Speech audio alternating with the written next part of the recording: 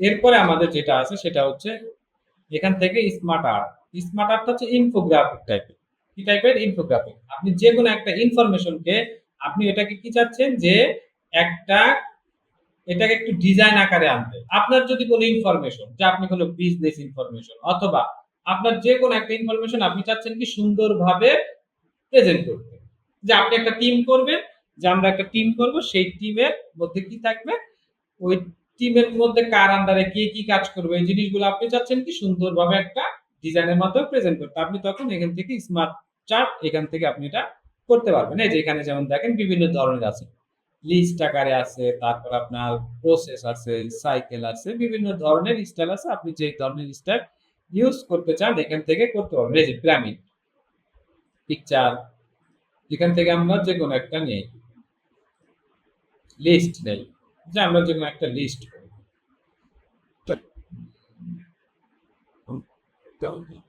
এটাই নিয়ে আমি ওকে দিলাম, এখানে লিস্ট চলে আসছে। আসার সাথে সাথে দেখেন স্মার্ট ডিজাইন আর্ট নামে নতুন একটা মেনু অ্যাড হয়েছে। এখান থেকে আমরা কি করতে হবে? এইটার যাবতীয় যা চেঞ্জ করতে হবে। এইখানে যে টেক্সট আছে এই টেক্সটের মধ্যে আমরা এখানে এই টেক্সটের মধ্যে ক্লিক করলাম, করার পর এখানে আমরা আমাদের মতো করে এডিট করতে পারবো, লিখতে পারবো। এটা কি বানানো যায় বলেন? মজার না, দাঁড়ান। এটা একটা ইনফরমেশন চাই যে আমরা একটা নাম দিলাম যে রহিম। এর আন্ডারে কি করবে? কাজ করবে কে? জয়জয়। দেখেন। আচ্ছা, এরকম আমি একটা লিস্ট বানালাম যে এর আন্ডারে এই লোক কাজ করবে। ঠিক আছে? এখান থেকে আমরা কি করব? এইটাকে যদি আমরা এখন দেখেন এটা তো আমি দিলাম। দেওয়ার পরে এখন আমি চাচ্ছি যে এইখানে আরো কিছু এড হোক। এখানে ৩ টা আছে। আমি চাচ্ছি যে এখানে কি করব আমি? আরো কিছু এরকম লিস্ট এড করব। তখন কি করব? মাউসে রাইট ক্লিক করব। করার পরে এইখানে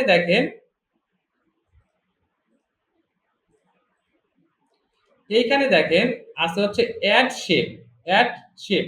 এখানে কি আছে? একটা হচ্ছে আফটার আর একটা আছে কি? বিফোর।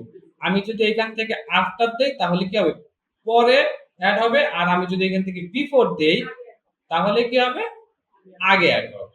এরকম ভাবে আপনার যতগুলা লাগবে সেম ওয়েতে আপনি কি করতে পারবেন? এই জিনিসগুলা চেঞ্জ করে নিতে পারবেন। সবগুলাতে যতগুলা আছে আপনার স্মার্ট চার্ট যতগুলো আছে সবগুলাতে আপনারা চেঞ্জ করে নিতে পারবেন।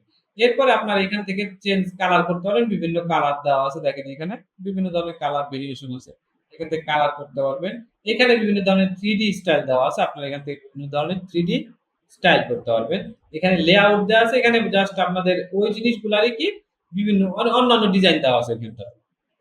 ঠিক আছে? এটা। এখান থেকে